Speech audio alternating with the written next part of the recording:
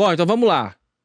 O Suriel vai mostrar para nós, basicamente, a base do operacional dele. Eu confesso para você que eu não conheço o operacional. Eu já vi você falando lá do N, por exemplo, né? Que viralizou também na época. Né? Que tinha uma galera que falava, o N e tal. Você não chama N, é pivô de alta. Eu falava, mano, os caras nunca deu aula na vida, isso é didática, né? Eu fazia isso muito na faculdade de Direito. Sim. Inventava umas coisas diferentes pro cara entender. Porque direito é cheio de nome diferente. Pra entrar na cabeça do cara. Né? Exatamente. Manda bala, e aí? Bom, primeiro de tudo. Você usa gráfico limpo desse jeito? Cadê sua Não, vou botar. Pô. Ah, você vai colocar. Mas é o seguinte, tu nunca ouviu o meu operacional? Não. Então tu não é um dos 96 mil alunos que eu tenho? Não. Caramba. Eu sou da resistência, mano. Tu era o... Porra nenhuma, mentira. Mas é verdade, não conheço. Primeira coisa, você que tá assistindo, clica com o botão direito do mouse e vai em inserir indicador. A gente usa a plataforma da ProfitChart, da Nelogica. Tu vai colocar média móvel, tá? Tu vai inserir no teu gráfico e tu vai colocar o período de 13. Aí tu vai clicar de novo e vai botar o período de 26. São apenas esses dois indicadores que eu vou estar usando aqui. Aí eu vou clicar 2 vezes em uma das linhas, vou trocar a cor dela, deixar numa cor diferente aqui, deixar um pouco mais visível pra gente, e vou trocar de aritmética para exponencial. Vou dar um OK, vou na outra, botar a aritmética, vou botar para exponencial, deixar um pouco mais visível e vamos botar uma cor aqui diferente. Pronto. Tá vendo que tem 2 linhas no gráfico, né? A coisa mais batata de tudo é o seguinte: se tá por cima dessas linhas, a gente sabe que o mercado tá numa média de movimento de alta. Então, a ideia é você comprar e ir a favor desse mercado. Você nunca deve ir contra o mercado, senão você, na maioria dos casos, vai ser estopado. Só que aí como que a gente define o nosso preço de entrada, o nosso ponto principal de entrada? É que eu gosto de utilizar o que a gente chama do N, que inclusive, né, Vasco, foi muito zoado aí na internet. Mas se você parar para pensar, se o mercado não tivesse esses rompimentos dessas movimentações de alta, se ele não rompesse isso daqui, ele ia andar infinitamente de forma consolidada. Então, para que o mercado suba, ele tem que romper esse movimento aqui. Só que o rompimento é um sinal de entrada. A gente nunca compra em um sinal, porque a maioria dos sinais são falsos. E aí, você que vai operar um rompimento, por exemplo, pode ser que seja estopado na maioria dos casos. De fato, 75% dos rompimentos são falsos. Então, a gente compra sempre em confirmação de sinal, seja ele qual for. Estou usando um exemplo de rompimento aqui.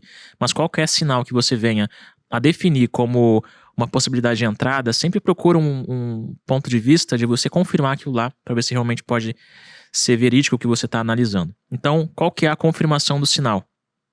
Eu gosto de analisar a própria leitura de candle, sinais de força, ou a gente pode talvez aguardar um retorno para esse rompimento e acontecer essa mudança de polaridade aqui. Usando os termos mais difíceis, mas no final das contas aquilo que era uma resistência acaba virando um suporte. Então olha, por exemplo, no dia que a gente está gravando aqui o podcast, sexta-feira, você percebe que o mercado claramente subiu, né? Onde que eu entro? Você aguarda a movimentação de alta, primeiro pivô que a gente tem, primeiro topo. Quando ele rompe, você faz a tua operação. No entanto, olha o rompimento. Esse candle, ele te parece ser algo forte? Não, né?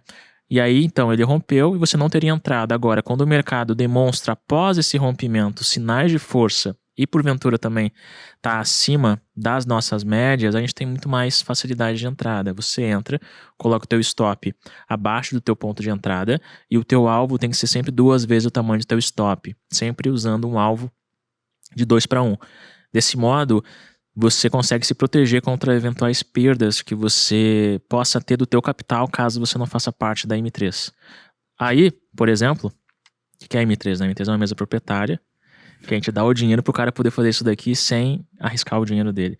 Olha mais pra frente aqui, ó, o mercado sobe de novo, ele desce, ele rompeu, aqui apareceu um sinal de força no rompimento, poderia ter comprado. Só que ele voltou e ele desceu de novo ali, ó, no mesmo ponto praticamente desse rompimento, de novo ele continuou subindo, ou seja, desse jeito parece muito simples, né?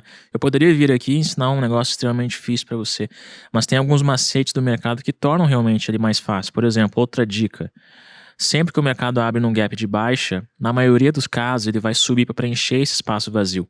Imagina que o gap é um espaço vazio, né? Aqui ele ficou num gap de baixa. Se eu mostro outro gap aqui, ó, um gapzinho pequeno, que a gente tem exatamente aqui, ó, onde o mercado no dia anterior fechou ali em cima, no dia seguinte ele abriu num espaço vazio para baixo, chamado de gap de baixo, ele sobe.